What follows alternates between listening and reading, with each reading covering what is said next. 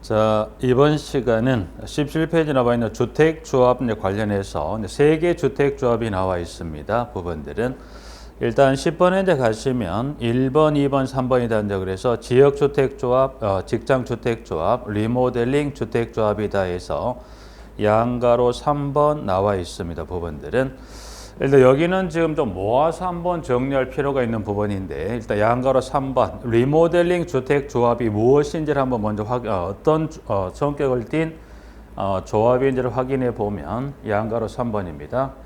자, 공동택 소유자가 그 주택을 리모델링하기 위하여 설립한 조합을 이거를 리모델링 주택조합이라 했습니다. 그래서 여기는 일단 따로 이거를 정리를 하고 또 가야 되는 부분인데 여기는 순서를 좀 바꿔서 한번 좀 진도를 진행을 하겠습니다. 그래서 교재는 일단은 여기 다시 이제 돌아올 건데 교재는 어디를 펴시냐면 22페이지를 한번 펴시 22페이지.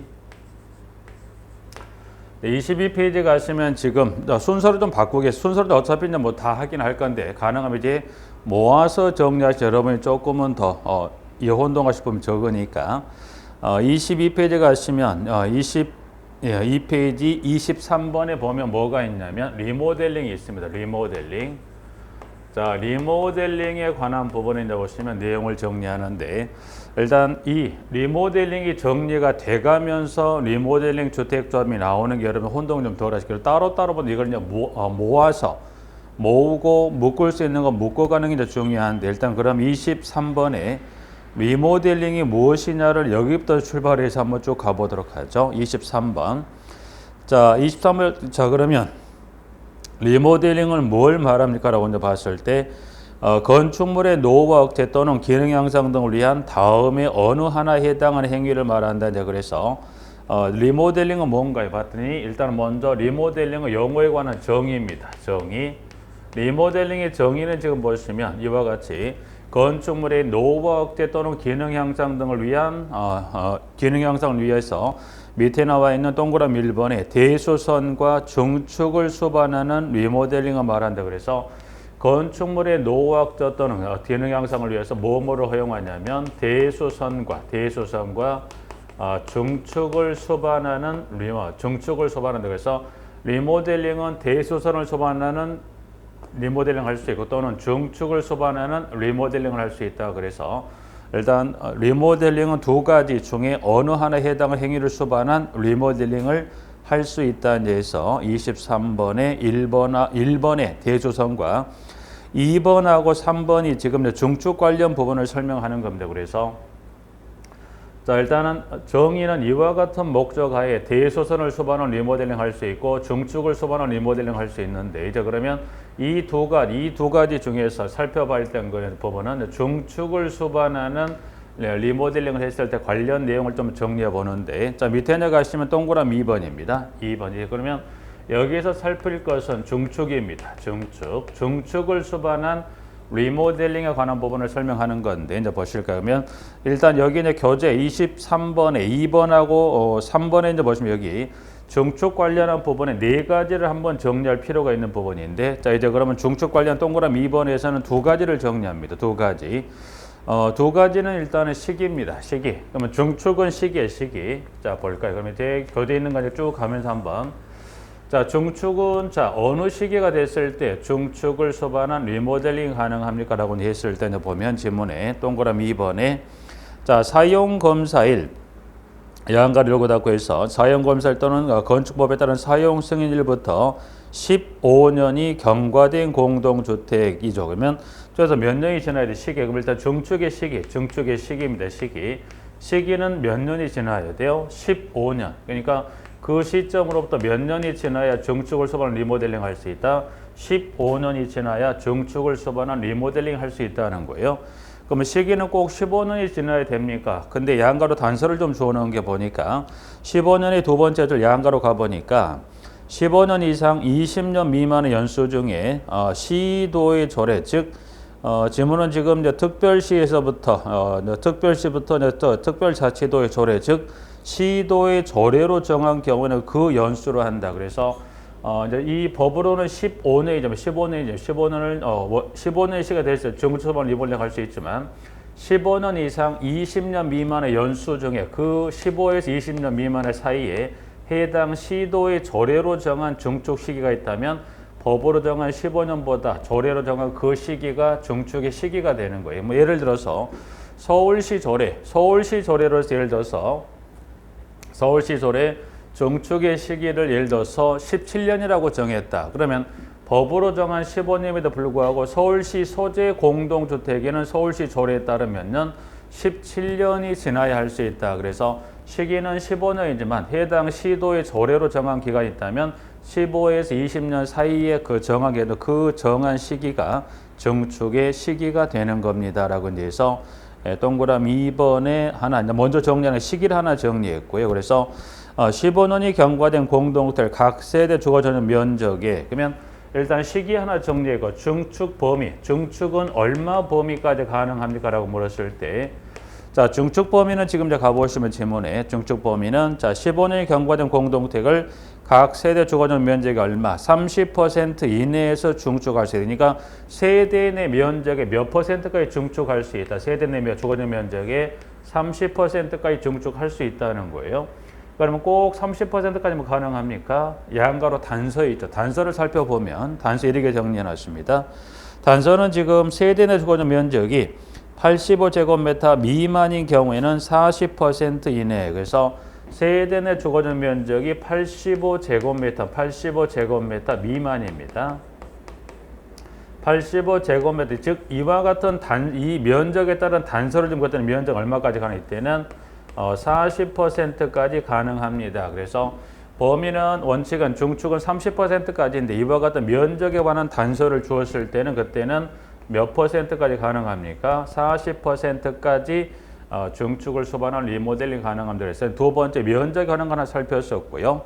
자, 동그라미 지금 3번에 가보면 3번은 이제 세대수 증가가 가능하면 세대수 증가입니다. 그래서 이제 그 동그라미 3번에 가면 여기도 3번에서 두 가지를 정리할 건데 자, 그러면 세대수 증가예요.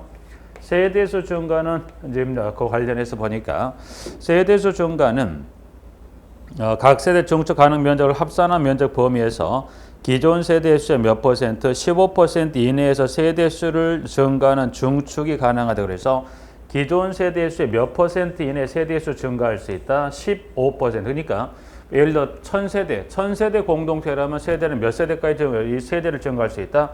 1000세대라면 150세대 이내, 150세 넘지 않은 그 150세 이내에서 세대수 증가를 수반한 리모델링이 가능하다는 거죠. 그래서 세대수 증가는 기존 세대수 몇 % 이내, 15% 이내까지 세대수를 늘리는 증축을 가능하다는 거고요.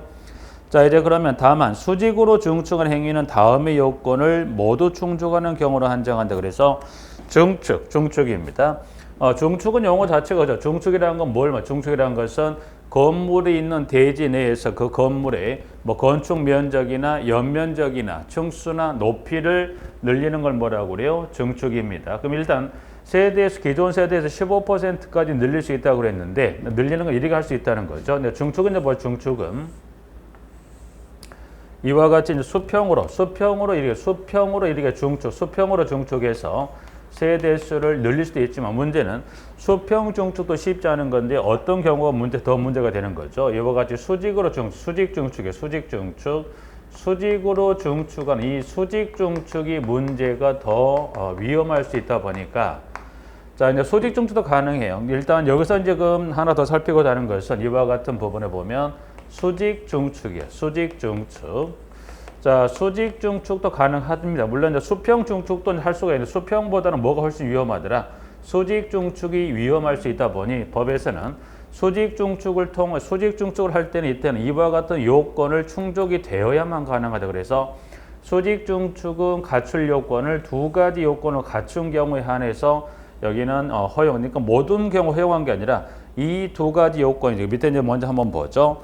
그래서 다만 수직으로 증축한 행위는 다음의 요건은 뭐예요? 모두 충족. 그러니까 충족은 하나가 아니라 뭐 하죠? 여기는 모두 충족이에요. 모두 두 가지 요건을 모두 충족을 했을 때 증축을 수반한 리모델링 하는데 그러면 두 가지 모듈한 거 먼저 박스에 가보니까 기역과 니은에 따라 이제 보시면 일단은 먼저 기역은 충수입니다. 충수.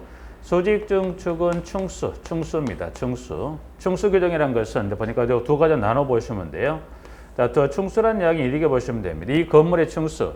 이 건물의 수직 중앙 이 하고 있는 이 건물의 층수가 몇 층이냐. 그래서 그 건물의 층수가 15층 이상, 15층 이상의 밑에는 3개 층까지 증축할 수 있다는 거예요. 자, 그리고 그 수직 중앙 건물의 층수가 몇 층이야? 여기가 14층 이하면 14층 이하. 그러면 14층이면 그때 몇 개 층까지? 2개 층까지. 그래서 두 개 층까지 해서 15층 이상이면 3개 층, 14층 이하면 2개 층까지 건물의 층수를 올릴 수 있다는 거예요. 그래서 이 층수에 관한 규정하고 플러스 이 요건도 갖추면 동시에 플러스. 자, 우측에 이제 보면 니은입니다. 니은은 리모델링 대상 건축물의 구조도 보유 등의 대통령령으로 정하는 요건을 가지고 양가로 수직 중축 리모델링 대상이 아니라 기존 건축물의 신축 당시 구조도를 보유하고 있다. 그래서 두 번째 요건은 구조도입니다. 구조도는 구조도인데, 자, 구조도인데 이제 보시면 꼭 단서 요건이 중요하죠. 단서 요건이라는 건 신축 당시 건물을 지을, 신축 당시 뭐가 있어요? 신축 당시 구조도를 보유하고 있는, 그죠? 여기는 건물을 지을 신축 당시 구조도가 있어야 됩니다. 그래서 일단 충수에 관한 요건에다 플러스 신축, 이 구조도가 있어야 뭘 계산할 수 있죠? 구조도가 있어야 뭐 3개 층, 2개 층 올려서 이 하중을 여기에 견뎌낼 수 있나? 그걸 여기서 이제 보시면 이 하중 계산이 안 돼버리면 어떻게 해야 돼요?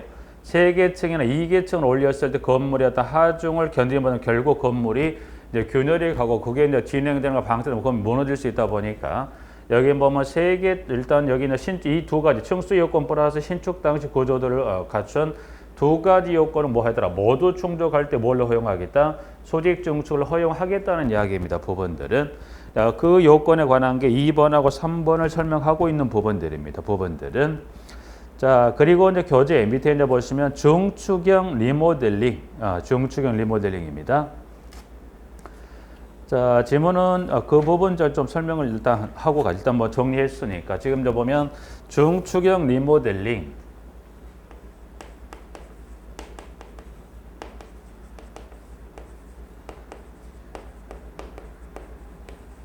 자, 지문에 보면 자, 밑에 박스 보충학습에 가보면 중축형 리모델링이 안전진단이다. 그래서 중축형 리모델링 것은 여기서 말하는 중축형 리모델링 안전은 여기 면적 또는 세대수가 늘어나는 거예요. 그래서 면적이나 세대수가 늘어난다. 좀 전에 여기 봤죠. 일단 여기 세대수가 증가합니다 라고 했을 때 이와 같은 세대수나 면적이 증가할 때는 어떻게 해야 돼? 뭘 해야 됩니까? 그 건물이 안전한지 중축형 리모델링에 대한 뭘 하자는 겁니까? 안전진단이죠. 안전진단이에요. 예를 들어서 이와 같이 세대수를 늘리기 위해서 일단 수직 중축을 하더라. 또 아니면 뭐 수직 또는 수평 중축을 통해서 세대수가 늘어가거나 세대수 이와 같이 세대수나 또는 면적이 늘어날 수 있죠. 그러면 세대수가 늘어나거나 또는 면적이 늘어났을 때 그 건물에 이상이 있나 없나를 확인하기 위해서 뭘 하자는 겁니까? 안전진단을 의뢰하는 겁니다. 이제 그 내용을 이제 박스의 첫 번째 박스 중축형 리모델링 안전진단을 설명하고 있는데 1번 중축하는 리모델링을 하는 시장군수구청장자는 시장군수구청장에게 안전진단을 요청하며 안전진단을 요청받은 시장군수구청장은 해당 건축물의 중축 가능 여부의 확인 등을 위하여 안전진단을 실시한다. 2번 시장군수구청장은 대통령령으로 정하는 기관에 안전진단을 의뢰하며 안전진단을 의뢰받은 자는 받은 기관은 리모델링을 하려는 자가 추천한 건축구조기술사와 함께 안전진단을 실시하여야 한다라고 나와 있습니다. 일단 그러면 여기서 두 가지 정도만 잠깐 두 가지만 보죠. 자, 이와 같은 그럼 여기서 두 가지만 잠깐 확인할 부분이 두 가지만 확인하는데 그럼 안전진단 의뢰입니다. 여기는 잠깐 지울까요?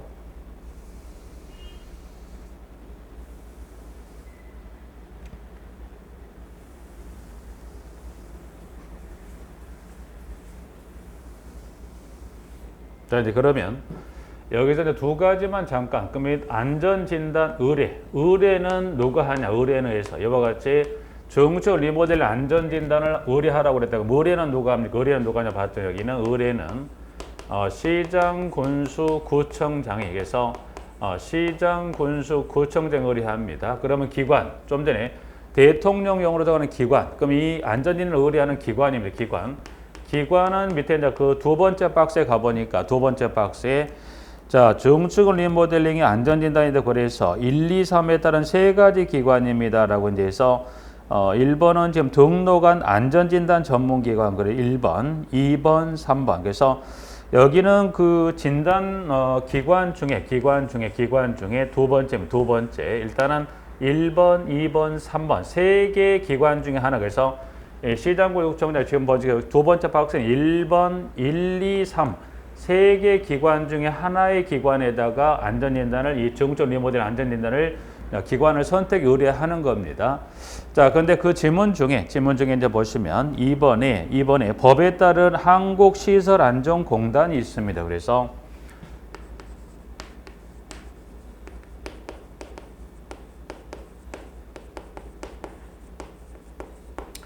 자, 이제 보시면 여기 한국시설안전공단에 이제 보시면 리모델링에도 이제 관련 어떤 특정 기관 언급했을 때 이 한국시설안전공단이 나오고요. 여기서만 등장하는 게 아니라 이 한국시설안전공단은 이 주택법에 따른 리모델링을 정리하는 부분도 나오지만 공동택관리법이나 차후에 진행되는 지문 중에 보면 공동택 리모델링 관련된 하자 보수 관련 파트에도 이 한국시설안전공단에 나오는 이 지금 관련 법과 지금 명칭이 바뀌었어요. 그래서 여기는 한국시설안전공단 요거를 하나 수정할 필요가 있죠. 그래서 한국시설안전공단을 여기를 국토안전관리원에서 여기를 국토안전관리원입니다. 그래서 명칭 하나 수정을 하시고 나중에 이제 보면 다른 이 하자 보수를 포함한 기타적인 어떤 다른 파트에서 한국시설안전공단이 나오면 이거는 국토안전관리원으로 하나 수정을 해서 1, 2, 3에 해당되는 기관 중에 하나에 누가 의뢰합니까? 시장, 군수구청장이 의뢰합니다라고 돼 있어. 1번에 안전진단 전문기관 국토안전관리원, 3번이 한국건설기술연구원에서 세 개 기관 중에 하나의 기관에 정축형 리모델링 할 때 시장, 군수구청장이 의뢰합니다라고 하나 지문을 정리를 하시면 될 것 같고요. 자, 이제 여기까지 하나를 정리를 했고 이렇게 정리를 했고 부분들은 자, 밑에 이제 박스 가면 대상을 볼까요? 밑에 이제 박스에 가보시면 박스에 별표 4에 가시면 공동택 리모델링이 리모델링 허가 기준이다. 그래서 박스에 가면 1번에 지금 23페이지 하단에 동의 비율이 나와 있고 한 장을 넘겨 보시면 24페이지 상단에 허용 행위가 나와 있어요. 허용 행위가. 그럼 일단은 여기 허용 행위를 좀 정리하고 동의 비율을 잠깐 정리하실게요. 동의 비율을. 자, 이제 그러면 여기는 요거는 잠깐 지워버릴게요. 그래서 이제 보시면 꼭 이거 하나 수정을 하나 꼭 하나 해 두시고 이 부분은 잠깐 지우겠습니다. 지웁니다. 자, 이제 그러면 이 부분을 잠깐 지우고 이제 이 허용 행위 지금 박스에 봤던 별표 관련 규정에 보셨을 때 지금도 보면 2번의 허용 행위입니다. 이제 그러면 하나 이것도 정리할 게 보면 허용 행위를 하나 정리를 먼저 하시고 동의 비율을 정리합니다. 동의 비율을. 자, 허용 행위입니다. 허용 행위 일단 그 대상이 되는 부분이 지금 보면 가번하고 나번의 공동주택과 가번의 공동주택, 나번의 입주자 공유가 아닌 봉시설에서 이제 보시면 첫 번째 이제 보시면 허용 행위 대상이 되는 부분이 공동주택입니다. 공동주택. 자, 그러면 공동주택에서 리모델링 할 때 이와 같은 내용의 행위를 허용하겠다. 그래서 이제 지문에 가보니까 자 1번 반가리 1번에 리모델링은 주택단지 별도는 동별로 한다. 그래서 공동 리모델링은 예를 들어서 뭐 4개 동이 있다. 4개 동으로는 4개 동이 뭐 예를 들어 4개 동이 있다. 그럼 예를 들어서 주택단지 별도는 동별이라는 이야기는 무슨 말이냐? 이게 예를 들어 공동주택 리모델링이 1동부터 해서 예를 들어서 4동까지 4개 동이 있다. 1동부터 해서 4동까지 4개 동이 있어요. 네. 그럼 일단 이 리모델링은 4개 동, 1동부터 4동, 4개 동 전체를 대상으로 리모델링 할 수 있지만 그러나 의견이 뭐 일치가 안 되는 그때는 무슨 동만, 예를 들어서 4동만을 대상으로 할 수도 있다. 그러니까 전체 4개 동 전체를 대상으로 할 수도 있지만 그게 안 된다면 어떻게 하더라? 그때는 특정 동만을 대상으로 할 수 있다는 게 방안가로 1번에 관한 내용을 설명하고 있는 거고요. 두 번째, 복리시설을 분양하기 위한 것이 아니어야 한다. 다만 1층을 필로티 구조로 전용하여 세대 일부 또는 전부를 부대시설 및 복리시설 등으로 이용하는 경우는 그렇지 않다. 그러면 그렇지 않다는 건 뭐 복리시설을 허용할 거냐 그 의미는 아닙니다. 자, 그러면 그걸 설명 볼까요? 그러면 1층의 전부 또는 일부. 자, 1층의 전부 또는 일부라. 1층이면 이 부분 1층이라고 보죠. 1층이면 1층입니다. 1층. 1층의 일부 또는 전부. 1층에 뭐 1층에 여기는 보면 전부 또는 일부라. 그래서 1층의 전부 또는 일부. 그럼 예를 들어 1층에 이제 전부 또는 일부라고 그랬으니까 예를 들어 1층의 전부에 그러면 1층은 이 부분 1층의 전부를 무슨 구조 여기를 필로티 구조입니다. 필로티 구조. 그러면 1층의 전부를 무슨 구조로? 필로티 구조죠. 그래서 1층의 전부를 필로티 구조로 전용이라고 그랬어요. 그러면 필로티 구조가 아니 필로티 구조 여기는 전용이라는 표현을 썼습니다. 전용. 그러면 필로티 구조 전용했다는 필로티 구조가 아니었다는 게 1층. 그러면 필로티 구조가 아니었다는 분명 1층에 누군가는 거주를 했는데 이거를 전용했다는 것은 1층에 거주한 세대가 방을 빼줬다. 방을 뺐으니 그 1층 이 부분을 필로티 구조로 전용을 했다는 거예요. 자, 이제 그러면 전용을 해서 용도는 무슨 용도로 썼다고 그랬어요? 여기를 전용화의 세대 일부 또는 전부를 무슨 시설? 부대시설 및 복리시설. 그래서 여기는 필로티 구조로 전용했던 이 부분을 여기는 용도는 여기 무슨 용도인가? 여기는 시설이 특정 짓지는 않아요. 여기는 무슨 시설로? 부대시설 또는 복리시설 중에 하나 용도로 쓰는 거지 어떤 뭐 부대 복리시설 특정 시설로 이건 제한되지 않았다는 거 좀 주의하시면서 자, 그럼 일단은 그러면 전용을 했기 때문에 누군가는 1층에 거주세에 방을 뺐다는 겁니다. 그러면 방을 뺐다면 그 사람들은 어디로 가야 돼요? 방을 뺐으면 그 사람 짐을 싸서 아파트 밖으로 나갈까요? 아니죠. 전용했던 이 전용한 면적만큼 어디로 올리는 겁니까? 이때 전용한 면적만큼 어디로 올린다? 예를 들어서 전부라면 이 전용했던 만큼 이 방을 뺀 세대를 어디로 올린다는 겁니까? 이 건물의 최상층, 그렇지 않다는 의미는 건물의 최상층은 수직 증축을 허용하겠다는 거죠. 그게 이제 세 번째 조금 보완 설명을 하는 거죠. 보시면.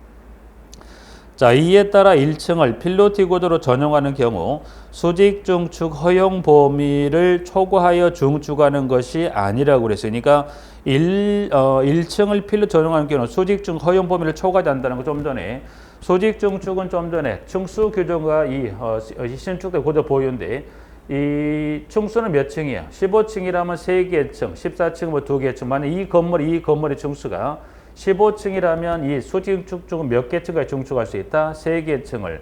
만약 14층이라면 층수를 몇 개 층 증축할 수 있다? 2개 층. 그때 이 건물의 층수에 따라서 3개 또는 2개 층을 증축하는데 이 증축 허용 범위를 이 범위를 넘어가면 된다 안 된다?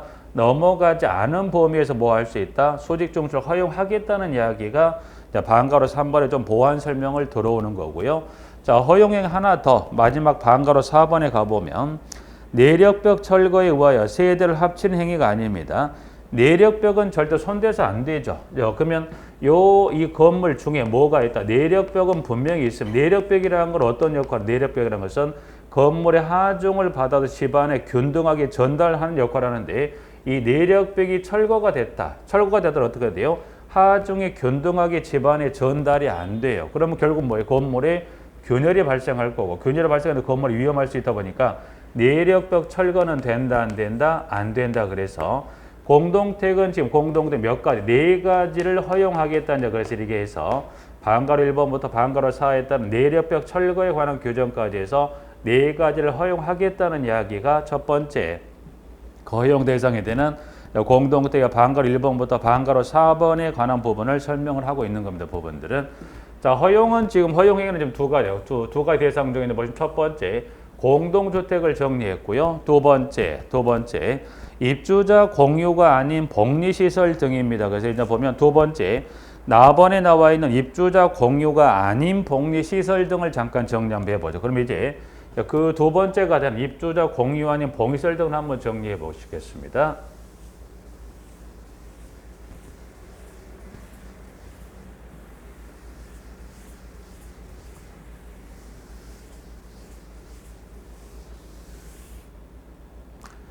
자, 그 허용행위 두 번째 등 입주자, 공유가 아닌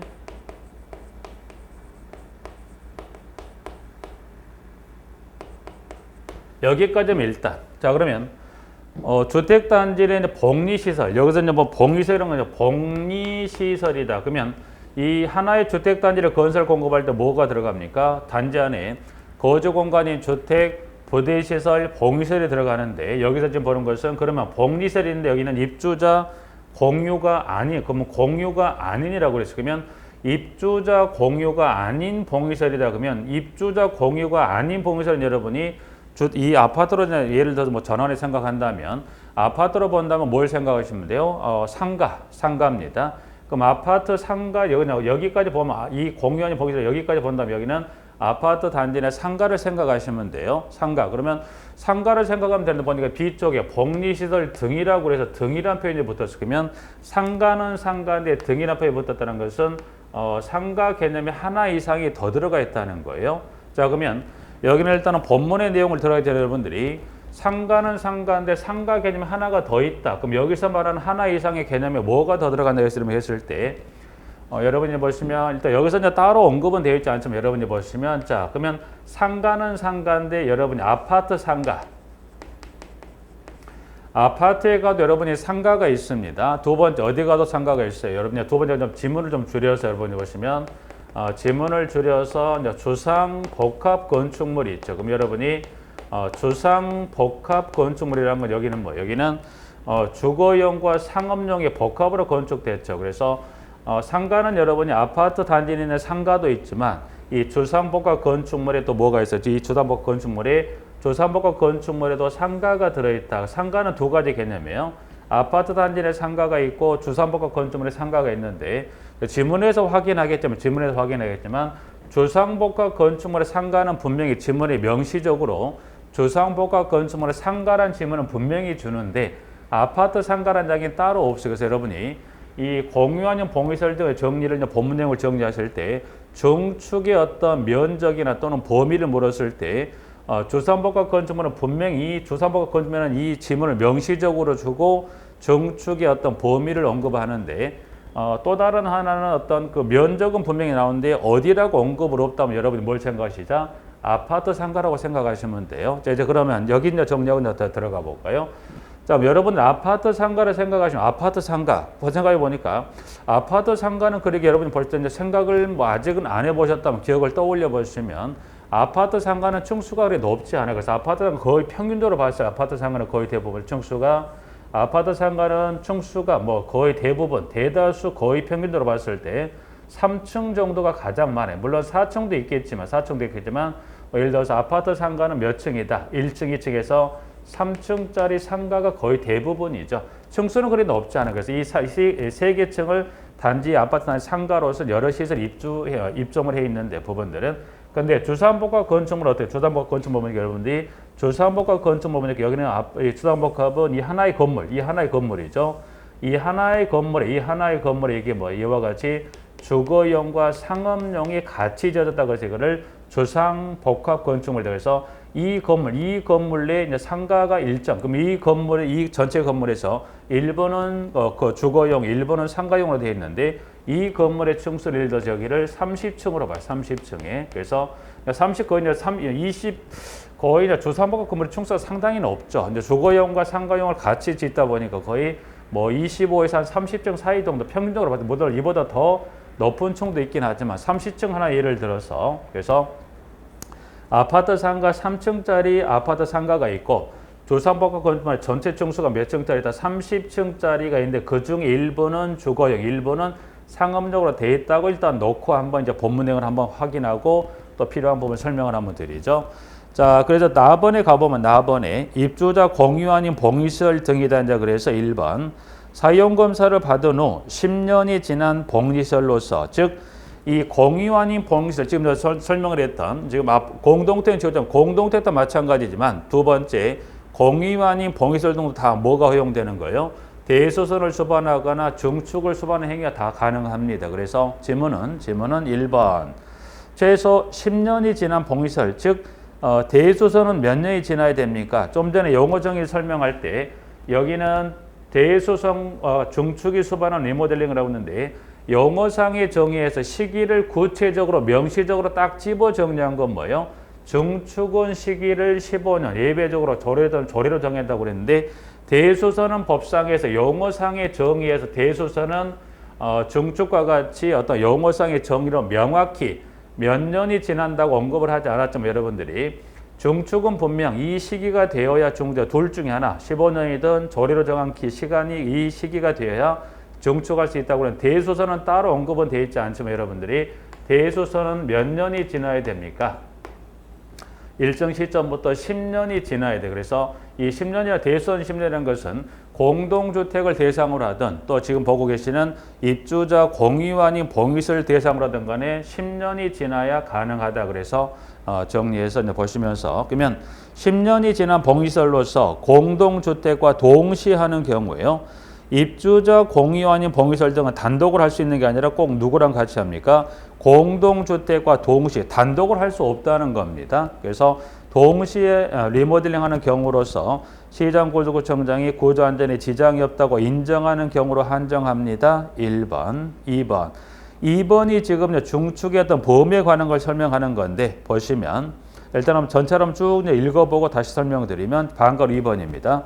중축은 기존 건축물 연면적 합계 10분의 1 이내여야 하고 중축 범위는 건축법 시행령에 따른다. 다만 단서를 주죠. 좀 전에 여기 이제 보시면 설명드렸던 부분대로 상가 개념이 두 개가 나오는데 중축 범위를 설명할 때 주상복합에 상가는 지문에 명시적으로 그 대상의 지문을 준다고 그랬어요.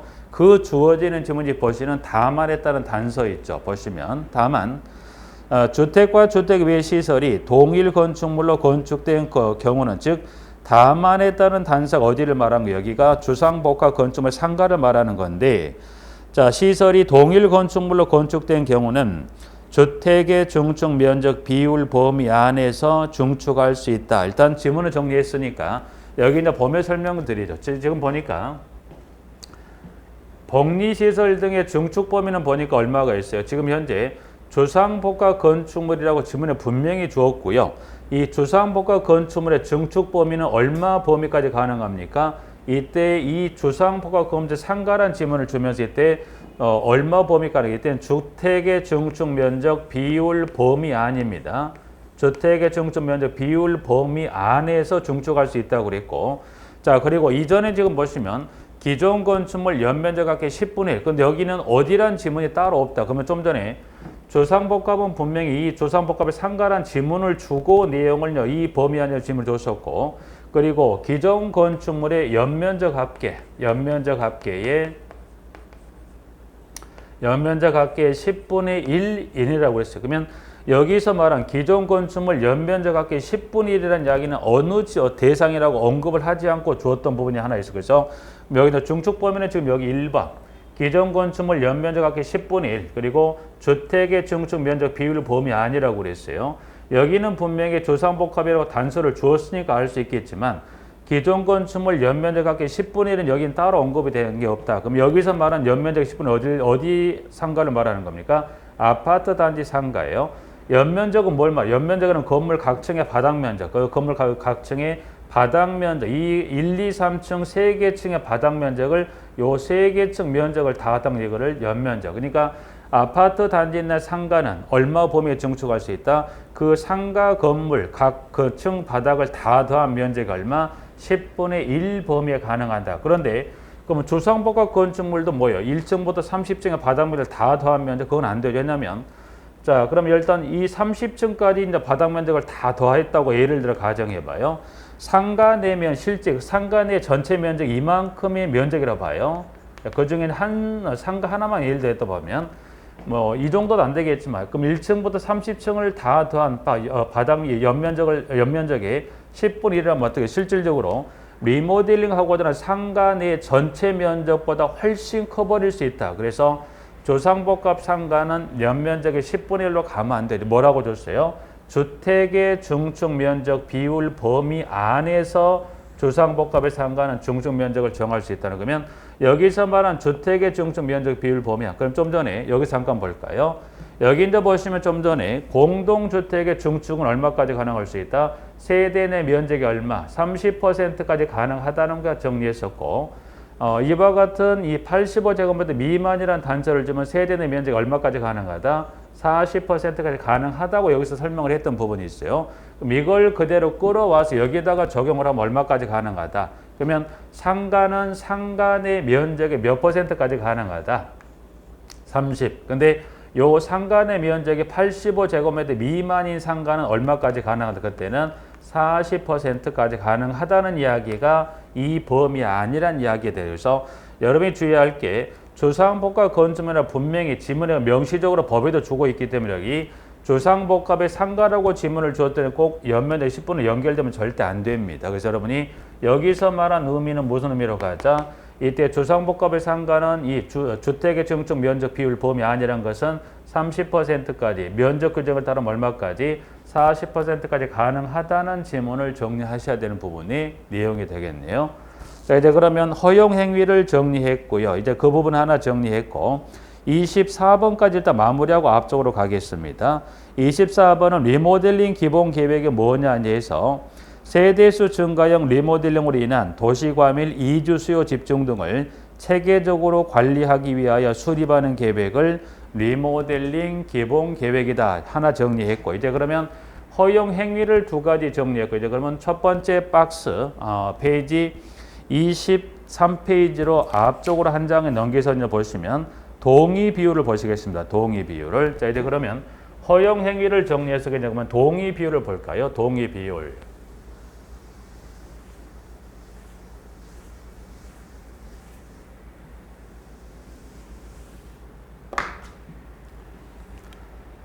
자, 여기서 이제 보면 동의 비율은 일단은 그러면 동의 비율을 이제 보시면 동의 비율입니다. 이제 그 다음에 또 하나 볼게 동의 비율입니다. 동의 비율. 여기서 이제 말하는 동의 비율은 공동주택 리모델링 할 때 시행 주체가 누구냐에 따라서 동의 비율이 좀 달라지는데 박스에 가보니까 그 동의 비율에다가 그 주체를 세 가지로 구분해 놓았어요. 가나 다 해서 세 가지 대상자들 그래서 그 중에 동의 비율은 첫 번째 가번입니다. 가는 누가 시행 주체가 돼서 리모델링 할 때 이와 같은 동의 요건을 갖춥니까? 라고 해서 가번에 가보니까 가는 입주자, 사용자 또는 관리 주체의 경우다. 그러면 입주자, 사용자 또는 관리 주체가 리모델링의 시행 주체가 될 때 동의는 공사기간, 공사방법 등이 적혀있는 동의서에 입주자 얼마의 동의가 필요합니까? 입주자 전체. 그래서 가에 해당하는 자들의 리모델링하는 동의는 얼마가? 입주자 전체입니다. 전체의 동의가 필요합니다. 라고 해서 전체 동의예요. 자, 그 다음 순서는 좀 바꿔서 다번으로 갑니다. 다번은 시행 주체가 누굽니까? 그래서 가봤더니 입주자 대비회의. 그럼 입주자 대비회의 경우를 한번 보니까 다음 사항이 적혀있는 결의서 밑에 1, 2, 3이 적혀있는 결의서에 주택단위 소유자 전원의 동의. 그럼 여기는 다번 입주자 대표회의가 시행 주체라고 하는데 밑에는 소유자 전원입니다. 소유자 전원의 동의. 전원의 동의. 자, 그러면 표현만 좀 달라요. 가 또는 다에 해당자 시행 주체가 됐을 때 동의는 전체, 전원. 그러면 전체 또는 전원이라는 것은 몇 % 동의가 있어야 된다는 거예요. 여기는 100% 동의가 있어야 뭐 할 수 있다. 리모델링 시행 주체. 예를 들어서 여기 다번 입주자 대표회의. 그럼 입주자 대표회의가 시행 주체가 됐을 때 예를 들어서 소유자 100명이 있다. 고 가정한다면 자 입주자 대표회의가 시행 주체가 됐을 때 그 리모델링하는 공동택의 소유자가 100명이라고 가정했다면 100명 중에 몇 명이 손을 들어야 입주자 대표회의가 시행 주체로 리모델링 할 수 있다? 그때는 몇 명이에요? 전원이라는 이야기니까 몇 명이 손을 들어줘야 리모델링 할 수 있다는 겁니까? 그렇죠. 여기는 100명이 손을 들어줘야 뭐 할 수 있다? 리모델링 할 수 있다는 이야기가 됩니다. 그래서 리모델링 일단 그러면 가번하고 다번은 다 이제 표현만 이렇게 달면 얼마가 동의합니까? 100%. 그래서 100명이라면 100명 전부가 손을 들어 전원이 한 명이라도 반대하면 예를 들어서 100명 중에서 한 명 99명이 yes, 한 명이 반대하면 입주대표는 시행주택 리모델링 못합니다. 부분 하나. 그리고 이제 순서 그 뒤에 나와 있는 나번입니다. 나번. 라번은 리모델링 주택조합이에요. 리모델링 주택조합입니다. 조합이에요. 자, 그럼 리모델링 주택조합이다. 그러면 자, 리모델링 주택조합입니다. 조합이에요. 여기서 이제 말한 동의 비율은 뭘 말하냐면 여기서 말한 동의 비율은 이제 리모델링을 시행하기 위한 동의 비율이에요. 일단 공사 들어가기 전에 뭐 하자? 이와 같은 동의를 갖춰서 관련 서류를 챙겨서 yes 하면 리모델링이 들어갈 수 있어요. 그러니까 여기는 입주자 관리조치의 사용자 그리고 입주대표는 다른 절차는 필요 없죠. 뭐는 리모델링 주택조합은 뭐예요? 이거는 리모델링 하기 위해 소유자가 설립을 해야 돼요. 그러니까 여기 동의를 얻기 전에 뭐부터 해야 돼요? 리모델링 주택조합을 설립을 합니다. 설립을 해야 돼요. 자, 이제 그러면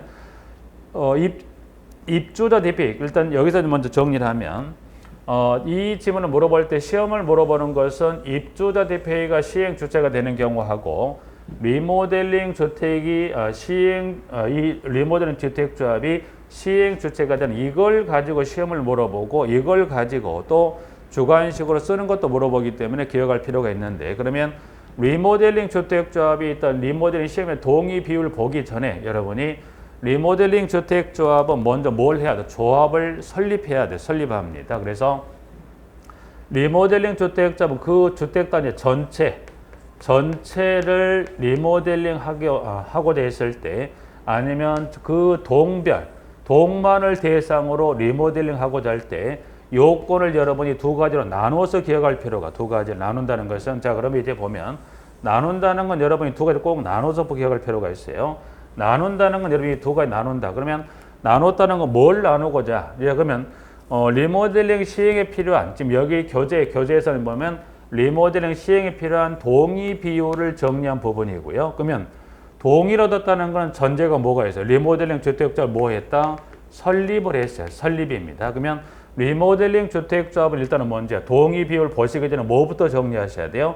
주택단지 전체를 대상으로 동별로 하고 됐을 때 설립에 필요한 이 결의 요건이 얼마인지가 정리가 되고 나서 그리고 조합 설립이 된 후에 여기 현재 여기 나와 있는 이와 같은 동의 요건을 갖춰서 뭐 합니까? 리모델링 공사할 때 여러분이 리모델링 주택점 두 가지 뭘 기억하셔야 돼요? 첫 번째 이 설립에 필요한 전체 동별에 따른 이 설립에 관한 요건을 정리하시고 두 번째는 그 후에 이제 뭐예요? 이제 리모델링 공사를 들어가기 위한 대상의 동의 비율에 따른 전체와 동별에 따른 요건을 정리하는데 순서를 좀 바꾸게 좀 전에 그래서 리모델링 가장 첫 시작했던 게 이 조합 설립에 필요한 결의 요건인데 여기부터 설명드리면 혼동이 되다 보니 이걸 제일 마지막으로 미뤘던 것은 이 부분이 설명이 되어야 여러분 이해가 되는데 갑자기 이것만 설명드리면 혼동이 되다 보니까 쭉 전체적으로 한번 정리할 필요가 있기 때문에 전체 설명을 드렸고 이제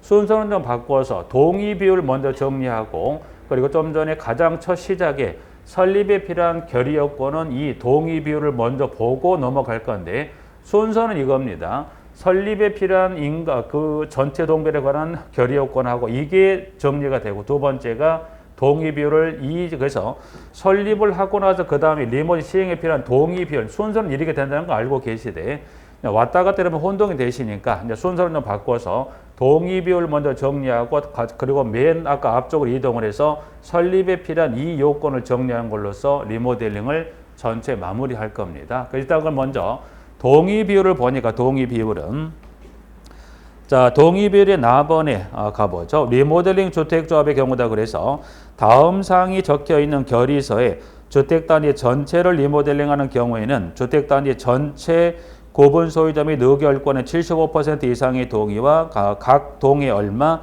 50% 이상의 동의를 그래서 전체를 대상으로 리모델링하고 될 때는 그때는 얼마 75 플러스 50% 이상의 동의를 갖추면 할 수 있다. 그 다음에 동별 봤더니 동별은 얼마인가요?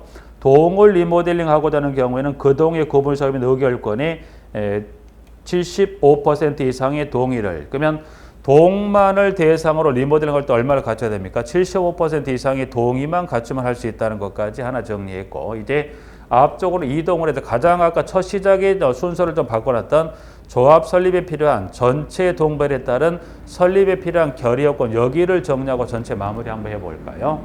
자, 교재는 아까 가장 처음에 시작을 했던 페이지로 다시 원위치를 할 건데, 자, 교재는 자 17페이지 다시 한번 원위치 17페이지 다시 가죠. 다시 17페이지로 원위치해서 가보시면 지금 양가로 3번에 리모델링 주택조합의 보충 학습입니다. 그 조합 다시 한번 보죠.